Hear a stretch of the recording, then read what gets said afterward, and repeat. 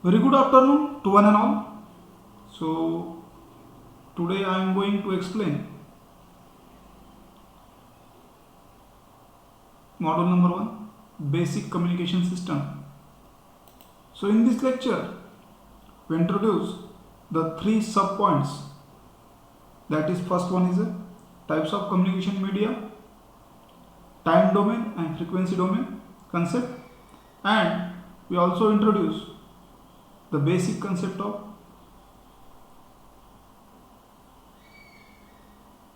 wave propagation system. So before start with this lecture, we take a review of previous lecture. In previous lecture, we introduced the concept of basic block diagram of communication system, then some basic definition which is related to communication, what is meant by bandwidth, what is meant by power, all these things.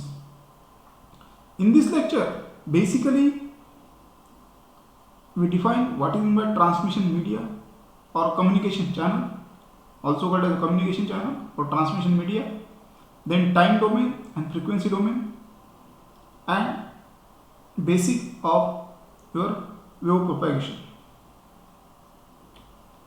So outline of this chapter or outline of this today's session, first one is a types of communication channel, then introduction to time domain and frequency domain, and basic concept of wave propagation. So what is meant by communication channel? So we can say that transfer of data or information from one place to another place, that is called as a channel, and it is also known as the transmission media. So if we observe, this is the sender and this is the receiver. So whenever we need a data to transmit from sender to receiver, there is a channel. So channel is a medium which transfer the data or information from one place to another place, that is called as a channel. It is also known as transmission media. Why it is called as transmission media? Because it transfers the data from one place to another place, or from sender to the receiver, that is called as a transmission media. Then types of the transmission media or communication channel. Transmission media basically are classified into two types. First one is your guided media and second one is unguided media. We can explain one by one. So guided media are classified into twisted pair cable, coaxial cable and fiber optic. Again, twisted pair cable are classified into two types, UTP and STP.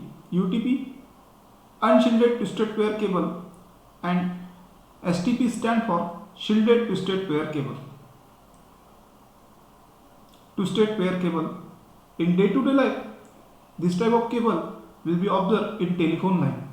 So, consisting of pair of twisted copper wires can transmit the data up to 1 Mbps over a short distance less than 100 meter, mainly used to transmitting an analog signal. So, it is a form of 8 pairs and it is two types already explained, UTP and STP. So this is a side view. So this is an insulator, outer cover is an insulator, middle cover is a conductor which is made up from copper, and outer cover is a cable jacket which providing a shielding. So this is a type of UTP. Then application, they are used in mostly in telephone lines to provide the voice and data channels. Also it will be used in your lab to implementation the local area network. So if you observe, then you observe the cables which is to be connected over a LAN from CPU to the switch, that is the UTP cable, and this is the example of coaxial cable. Then coaxial cables. Coaxial cable consists of core made solid copper. So if you observe, this is the center part which is made of core made of solid copper surrounded by the insulation, and the branded metal shielding, then copper mesh and outsider provide the insulation. for to avoid the external effect of noise and another. So what are the characteristics of coaxial cable? The bandwidth 80 times greater than the twisted pair cables, speed data transmission up to 10 Mbps. Then what are the benefits by using coaxial cable? So mostly versatile, television distribution, long distance telephone transmission, can carry 10,000 voice calls simultaneously, short distance computer system links, and implementation will be used for the local area network. Then fiber optic cables use the reflection to guide light through the channel. Here the phenomena will be used the total internal reflection in physics. Core is a glass of or plastic surrounded by cladding. Cladding is less dense than the glass or plastic. So we can observe this is the coaxial fiber optic cables. The cladding or core which is are very thin like your hair. So transmission in fiber optic cable, if you observe, this is a sender, this is a cladding, and this is a core. So light will be passed from the core. So there is a total internal reflection of light. This phenomenon of light will be used to implement the transmitted data in fiber optic cable. So this is a cladding, this is a cladding, and center part is called as a core. So billions of bits per second can be transmitted. Application and benefits of fiber optic: greater the capacity, data rates up to 100 Gbps, smaller size, lightweight, and lower attenuation. So what is the how to compare this comparison between guided media like twisted pair, then twisted pair with multi cables, coaxial cable, and optical fiber. So there are 4 parameters: frequency range, typical attenuation, typical delay, and repeater spacing. So on this basis we can compare the guided media, which is classified into 3 types: twisted pair cable, coaxial cable, and optical fibers. Then we go to the unguided media. So what is meant by unguided media? Unguided media is nothing the microwaves. There is no physical relationship between transmitter and receiver. So that is called as a unguided media. So what are the unguided media? Like microwave, satellite, radio waves, and infrared. With day to day life, we are familiar with infrared. Like when we start to TV and to interchange the channels or set up box, that time we use the infrared communication to change the channel. That is an example of unguided media. Then propagation methods. So how to travel the waves? When we implemented unguided media, there are the 3 types. First one is the ground propagation, which frequency below 2 MHz, skywave propagation, where the frequency range 2 to 30 MHz, and line of sight propagation, that is skywave propagation, which is called as 30 MHz. So this is ionosphere, the pink color, where the reflection of radio waves or electromagnetic waves will be take place. Microwave transmission. So microwave station, this is a main station. So line of sight is directly provided, and the distance between sender and receiver between 2 stations is 30 miles. The height of this transmitting antenna is 40 to 50 feet and spaced at least 20 to 30 miles apart from the 2 points where the communication will be take place. Then what are the characteristics of these stations? So waves are transmitted via microwave relay station. Microwave are the unidirectional. Microwave propagation is a line of sight. Line of sight, there is no obstacle present. Very high frequency microwave waves cannot be penetrate the walls. The data transmission speed up to 150 Mbps. So these are the characteristics of your unguided media. Then benefits. What are the benefits of unguided media? Typically used in television, long distance telephone, then private business network, and global position, that is GPS. That is the benefits of your unguided media. Then second one is the communication system which will be used. So if we observe, this person will be calling to this here, so via satellite. So we can use the satellite communication, which is a part of your unguided media. So what are the characteristics of satellite communication? Signal are transmitted from Earth station to the satellite. Data transmission speed up to 1 gigabits per second. Then benefits: transmit a large amount of data and data transmission speed is very high. And what are the drawbacks of satellite communication? They affected by the bad weather, have security problem, it is costly. So that is the some drawbacks and advantage and disadvantage of satellite communication. Then we go to the broadcast radio. Used to send a signal over a long or short distance. Transmitter sends the message, receiver receives the message.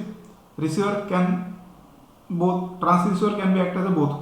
So best example is a Bluetooth for the broadcast of radio.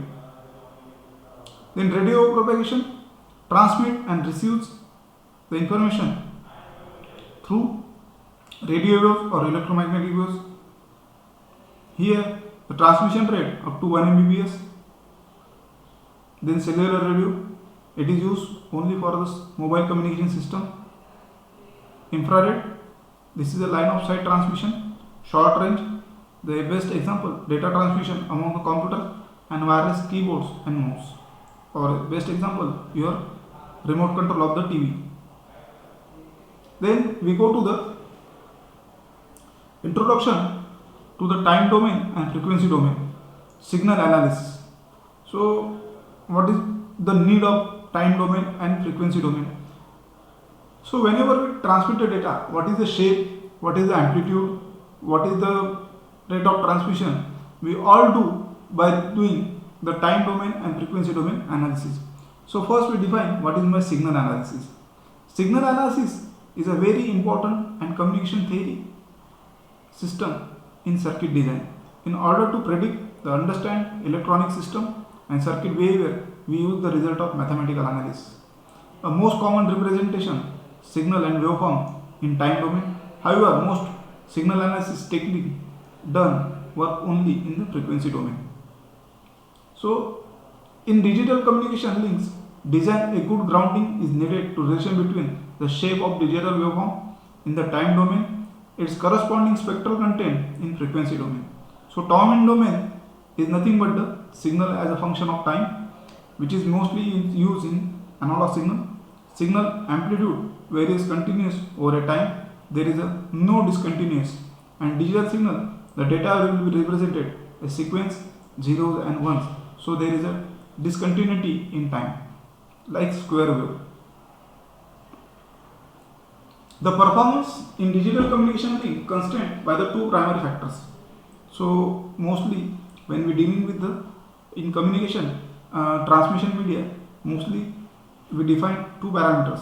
First one primary parameter is channel bandwidth. How much the frequency spectrum do we give each users?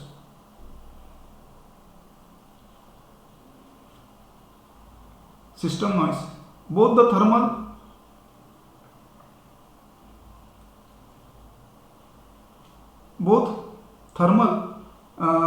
noise and man-made noise. So both of these affected are more evident and frequency domain. So the graph frequency content in various types of time domain data signal is key understand to interaction between system data. So frequency content here's the time domain, the key understanding interaction between the system data, what are the information will be required or we can get from this time domain and frequency domain in terms of system data, symbol rate, modulation type, pulse shape and channel bandwidth. It is difficult to extract the above information from time domain waveform, but frequency domain provides the gives all the information in system data, modulation type, pulse shape and channel bandwidth. So frequency domain is very useful to gather the above information. So one of the example to time domain. So x-axis the time will be represent, and y-axis there is an amplitude. So zero crossing here the period will be. So frequency is what is the relation between frequency and time? So frequency is a reciprocal of time. So of 1 upon t milliseconds means frequency is 1 kilohertz. Frequency domain. Signal consists of component different frequencies. Spectrum of the signal, range of frequencies of signal consist. Absolute bandwidth, the width of the signal spectrum or spectrum occupied by the signal, that is called as the absolute bandwidth. Bandwidth also refers as the information transmission capability. So remember the bandwidth which define the capacity of a transmission media or information transmission capability of a media. Then frequency domain. Here the x-axis consists of frequency and y-axis consists of amplitude. So frequency domain is simply another way representing the signal. Consider a sinusoidal signal. Here the x-axis consists of frequency.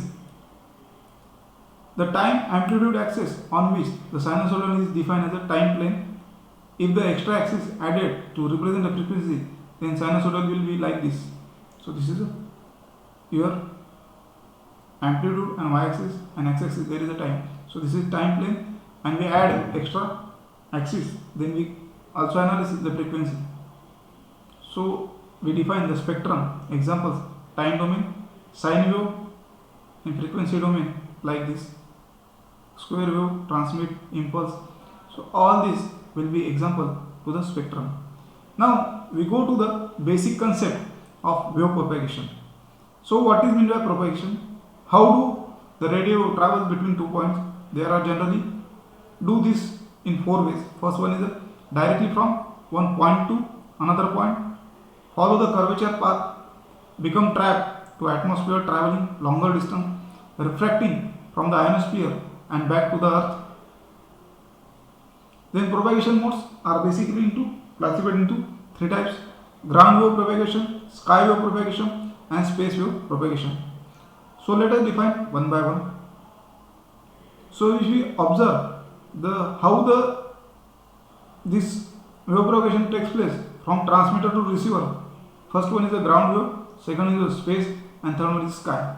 So transmitter, here is the receiver, there is the earth surface and ionosphere, and there is a distance from different layers: troposphere, stratosphere, mesosphere, and ionosphere. And which type of the radio frequency bands also will be defined. So classification of band: initial, which is namely, and frequency range and characteristics. So mostly in ground wave we use the low, medium frequencies, and for the sky wave propagation we use the high frequency of frequency range 3 to 30 MHz. This chart is very important while dealing with the MCQ objective type of question in your exam mostly, and your also internal assessment. So this chart is helpful to find out the application, which type of frequency will be used, and classification of the band. Then ground wave propagation. This is the signal up to 3 MHz frequency will be used. Transmit antenna and receiver antenna. The signal propagation follow the counter of the earth, can propagate considerable distance, frequency up to 3 MHz. Example, best example of ground wave propagation: amplitude modulation radio. AM radio is the best example of ground wave propagation. A frequency up to 3 MHz, most important method propagation by the ground waves, which are vertically polarized, follow the curvature earth to propagate beyond the horizon. Relatively high power is required. Then ground wave. Radio waves follow the earth surface.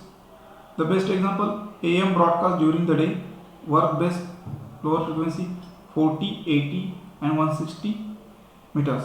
A relatively short range communication type will be used by the ground wave propagation. Then sky wave. Signal is reflected from the ionized layer, that is called as ionosphere, atmosphere, and back to the earth. Signal can travel number of hopes back to the force between the ionosphere and Earth surface.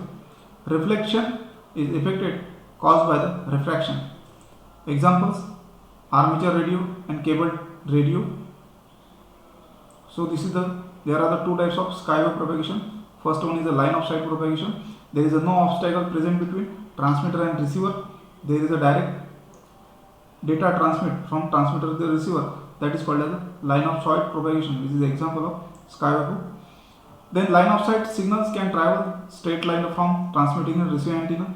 Useful frequency range, very high frequency and upper high frequency ranges. The examples of this line of sight: television, AM, FM broadcast.